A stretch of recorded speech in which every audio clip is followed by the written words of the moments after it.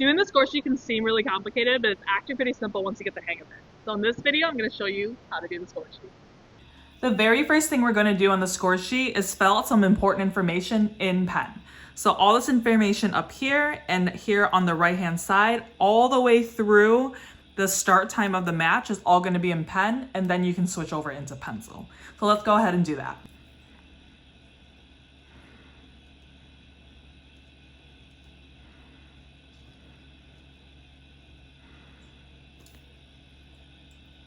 By the way, the differences between this time here and this start time here is that this time here on the right-hand side is going to be your scheduled start time. So say it's the 9 o'clock match, and then whatever that start time is. So that's going to be when that first server contacts the ball, that is going to be the time here. So it could be 9:02, it could be 8:59, whatever the actual start time is. And then over here, these official printed names. So you're going to write the R1, which is the up ref, and then the R2, which is going to be the down ref, and then your name, your team name, and then your region name. So this is all going to be in capital letters like this. So you're going to do last name first and then first name second.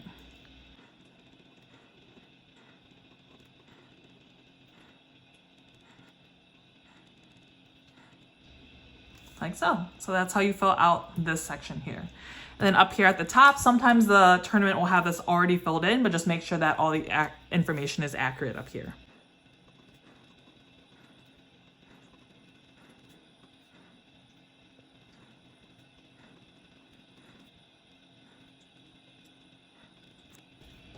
And then we did get our lineup sheets from either team like this. So just make sure that it all has the accurate information here. So you're going to want to make sure that there's going to be a coach's signature every single set. That's the coach signing off that that lineup is accurate. You're going to want to make sure the Libero right here, you have, they can have 0, they can have 2. Just make sure that if this box is blank here, just make sure that you ask your down ref, hey, can you just confirm with the team that they're only using 1 Libero? And then have them, or you can exit out, just so there's no confusion later. Here you're gonna see that teams will have a C, so make sure there is a designated floor captain that the team has. Again, if that C is missing, you're gonna wanna ask your R2 to go confirm with the coach who their captain is. You may also see the letter A next to a player's number. That is the alternate team captain. So if C is subbed out, injured, etc., you're going to want to let your R2 know, hey, number 8 is going to be your new captain. Over here, only the C was designated. You don't need to ask for an A right away, but just keep an eye on that number 2. If that number 2 subs out, again, ask your R2, hey, we need a captain over on this side. At this point, the official will beckon both teams to center to shake hands prior to the match. At this point, the teams will line up to their sides in their rotation for the R2 to do a lineup check. You can also do a check too, just to double check, make sure that all these numbers are correct and in the right position before we start the match. Once the lineups are checked and the ball is given to the serving side, the official will blow their whistle to beckon the first serve. So again, when that server contacts that ball, that is what this start time is here. So let's say that server contacted the ball at 9:02. At this point, you can put your pen down and pick up a pencil for the duration of this set. So your job here is to check that it was the correct server that contacted the ball. So make sure that it was number 4 that had just served. Once you confirm that number 4 did serve, you're going to slash this 1. This is your check that this was the correct server. The server has multiple serves in the rally. You need to check that server every single time, because you don't want 4 to serve twice, supposed to be 4 to serve again, and then maybe 29 was confused and started serving, because that's going to be an error in the match. But every single time, check that as number 4, that it's still serving. You do not need to continuously slash this. Just slash it once and just keep in mind that it's still number 4. All right, so let's say number 4 served and they served an ace. So that's going to be /1 here, and that's you keeping track of the score. This is the official score of the match. So make sure every couple points, just check with your teammate who's doing the flip score that the score is still the same on here and on the flip score. So let's just say that the server number 4 served a couple more times until it was 4-0, and then they served it into net. So you're going to write the exit score that this server had. So it's going to be 4 right here. Sometimes I see people write 0, 1, 3, 0, just how many times that person served. Just make sure it's going to be that exit score because you want to keep track of what the score was at when each service rally was over. So you write the exit 4, and then they got a point due to the missed serve. And then they're going to rotate, and then you're going to be ready for number 11 to start serving. All right, let's go ahead and do a substitution. So number 11 is up to serve, but let's say the team is going to sub in number 14 for number 11. So you see them line up within the attack zone, and then the R2 is going to whistle and signal the substitution and tell you. So you're going to write number 14 is coming in for number 11, and then what was the score that they substituted in for. So you're going to write this team's score first, 1, and then the opposite team's score next. Sometimes I see people where they write 4-1 kind of intuitively left to right, but just make sure that's going to be their score first and then the opponent's team score next.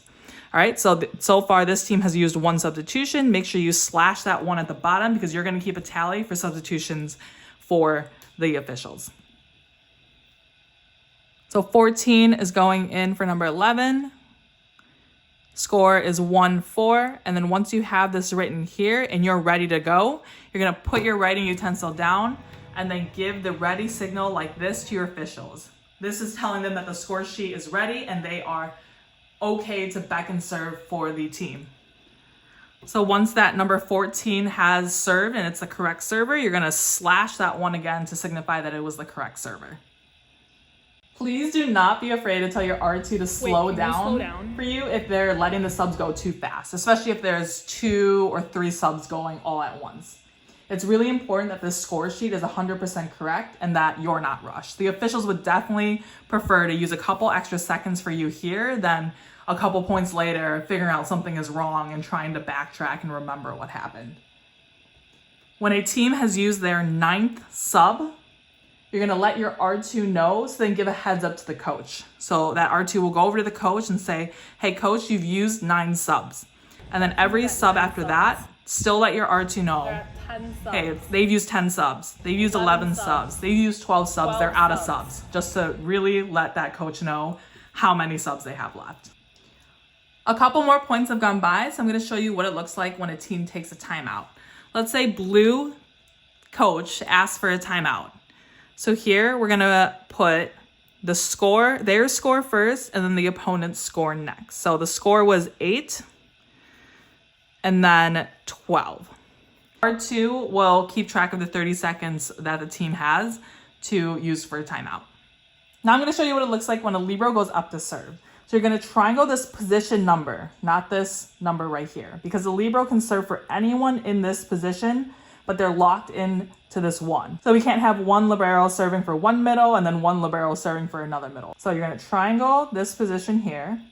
So you're signifying that the Libero is serving in this slot. And then watch for them to serve. So if it's the correct server, you're going to slash here and then keep tally and just make sure that's the correct server every time. So every point that this Libero scores, you're going to triangle the number here. So let's say they scored 13, scored 14, scored 15 before it was a side out. So here you're going to write 15 as your exit score here, and then that was going to be your Libero. And then going over to the other side, it's going to be the Libero serving in this position on the other team. So you're going to triangle over here, and then again, watch for that correct server. And every point they score is going to be a triangle. All right, let's go through some other things that might happen during the match. So you might see the referee give a delay penalty to a team. So maybe they took too long to come out of a timeout. So you'll see them put a yellow card on their wrist. So the R2 will definitely help you fill out this section over here, but just so you know how to do it. So we're going to have a warning over here. It's going to be a delay. So D, and then A or B. So you see team A is blue, team B is gray. So let's say it was team A. Set 1. And then again, what was their score and then what was the opponent's score. So let's say the score was 15 and then 17, like that. And then it can escalate more from there, or you might have some remarks to do. But again, your R2 will definitely help you out with this. We have set point. There are two ways to record the way the set ends, depending on who served the last ball. And then once that final ball goes down and the referee signals the end of the set, you're going to write the end time here. So let's say that this set ended at 9:29, like that. And then you have about 3 minutes between this first set and the second set. So blue over here has the ball right now. Let's say that they score the final point. So you're gonna give that 25 and then right here 25. And then with a pen, you're going to circle that last 25 and then take your pen as well and then T-bar the rest of these points out in pen. So no one could come in and change the score potentially. Then over here, the final score on this side was going to be 21. So you're going to circle that last 21 with a pen and then T-bar the rest of it out. Something that I sometimes see is that people will circle that last score like that to signify the last point. You don't want to do that because a circle means that a point was awarded due to a red card or penalty from the other side. So definitely just leave it as just a slash and then a T-bar underneath it like that. All right, so when you're done with this part here, you're going to write the set results on the right-hand side. So we have NWAS blue as the winning team with 25 points. 25 points. And then the losing team is going to be NWAS gray with 21 points. Okay?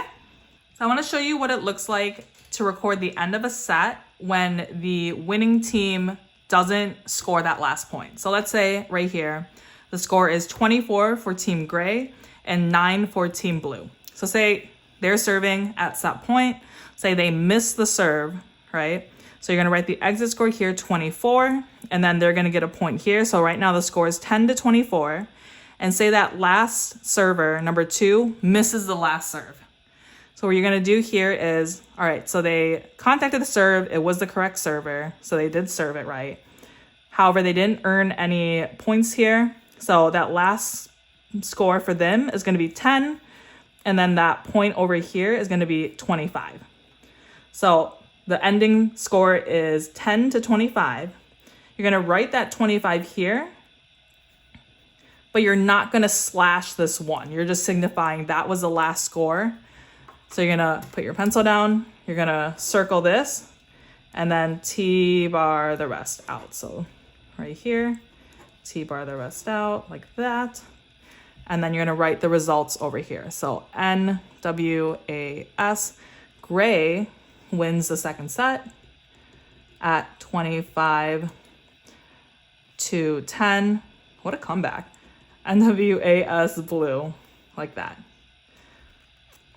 All right, so we're going to go on to our deciding set to 15 points.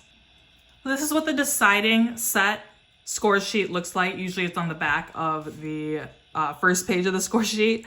I just filled in all the same information from before.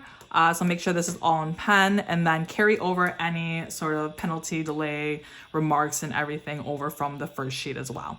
I just filled in the rest of this information. Over here, just make sure that team A and team B is still the same from the first side. So team blue was team A and then team gray was team blue. And this is going to be the third set. So if we were switching sides at point 8, you're going to let your R2 know that it's time to switch sides. So let's go ahead and just go through this set.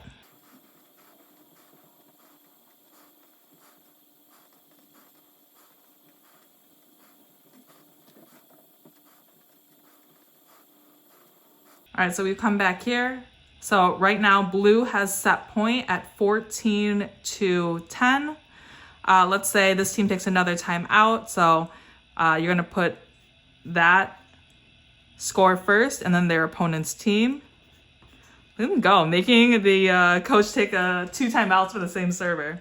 And then here you already have the, hey, it's set point over on this side to your officials, and then let's say they score that last point. So let's say 15 was the final score that they scored here.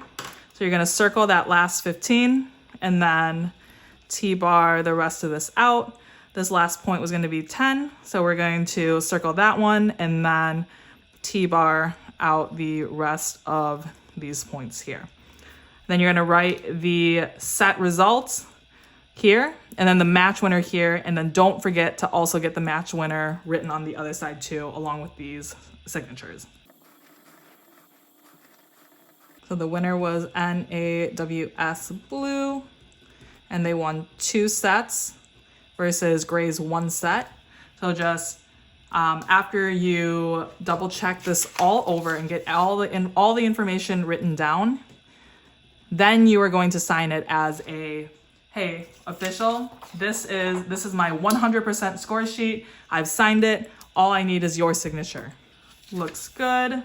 Everything written in. So just sign it, and then the first referee is going to sign there, and then here you're going to sign here again, and then get all the necessary signatures that you need.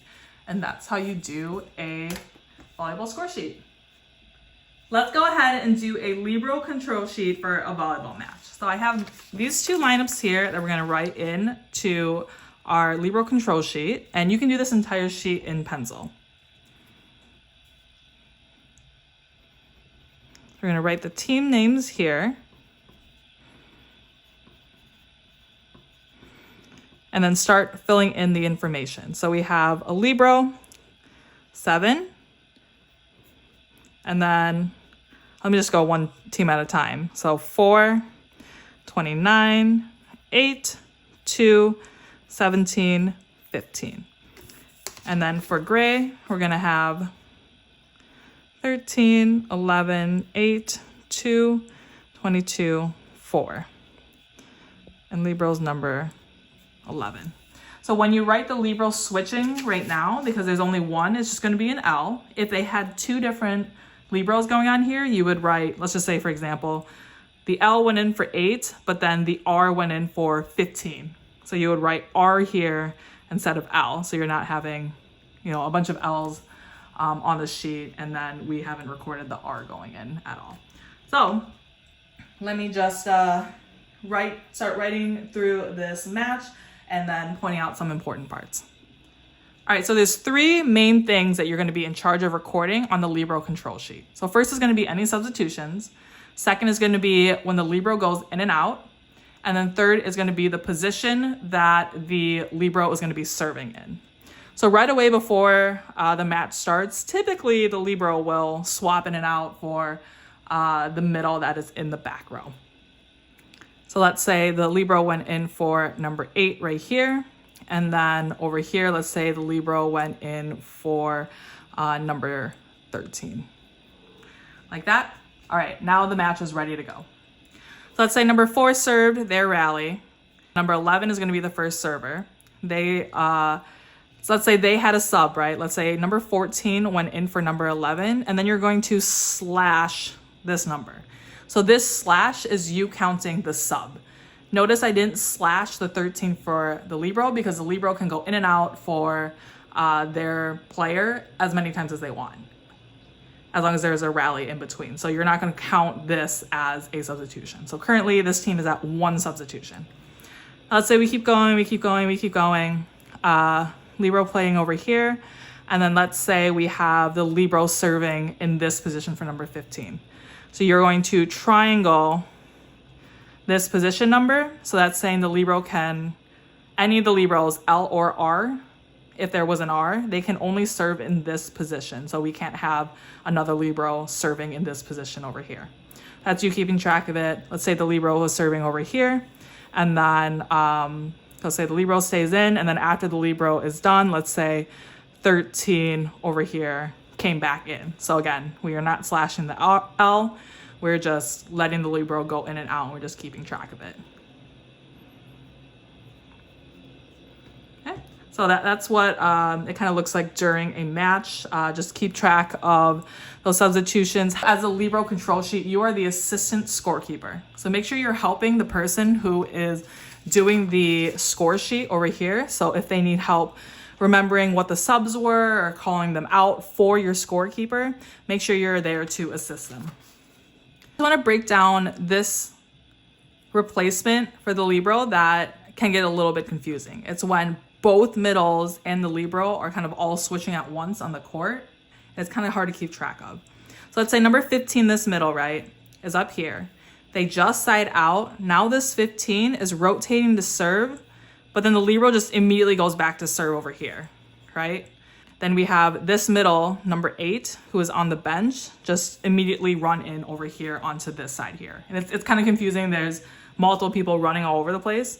So just think in your head conceptually. Okay, so we need to get 15 off the court first, right? So 15 is off the court and the Libero just went in for there. So Libero goes in for 15, right? And then the 8 is coming off the bench and going front row. So you can just put the 8 here like that. So once they do all their little switches, it's going to be 8 front row and then the Libero serving back here on that next rally to go in.